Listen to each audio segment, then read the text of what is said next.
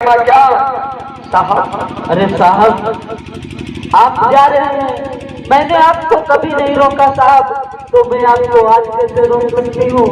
लेकिन साहब, जो अपना बेटा राजबंदर से ना बहुत तेज बुखार में तप रहा है साहब, इसलिए साहब जरा आपके पास कुछ पैसे हो साहब तो वो मुझे दे दो साहब, मैं अपने बेटे का इलाज करा लूंगी साहब। आज छोटा बच्चों माता बहनों माता रमा कहने लगे साहब, आज का सबसे छोटा बेटा राजा बेटा राजरतन जो है, रात में उसको तेज बुखार आ गया, उसका शरीर आग के जैसा तप रहा है, उसे बहुत जोरों का बुखार, उसकी बहुत ज्यादा तबीयत खराब है साहब।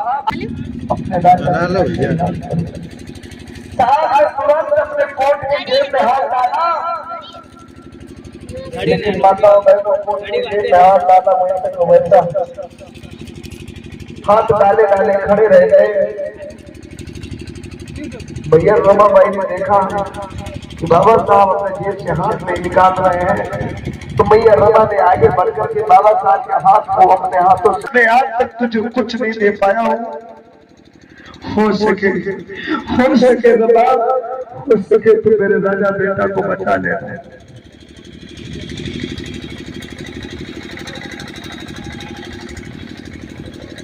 आज भैया रमा कहने लगी साहब, बाबा साहब कहने लगे हाँ रमा, मेरे राजा बेटा को बचा लेना, मेरे राजा बेटा को बचा लेना रमा, मैं जा रहा हूँ, मैं जा रहा हूँ, मैं जा रहा हूँ।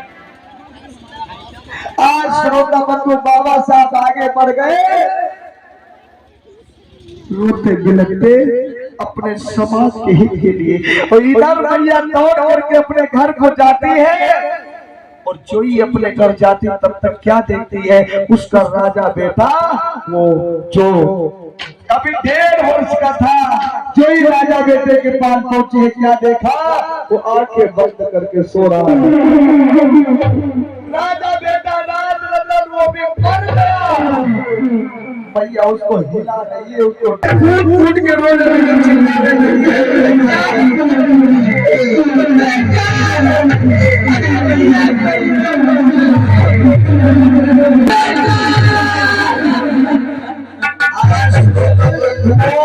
बेटा को मरा देख करके आवाज लगाने लगे। एक व्यक्ति दौड़ करके आया, अरे बहन क्या हो गया, क्यों रो रही हो?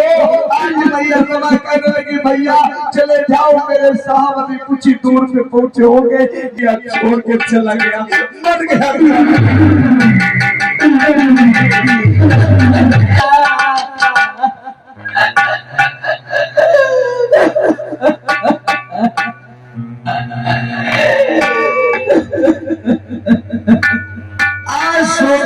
व्यक्ति दौड़ करके जाता है, बाबा साहब से कहता है अम्बेडकर तुम सुना दौड़ करके अपने घर करके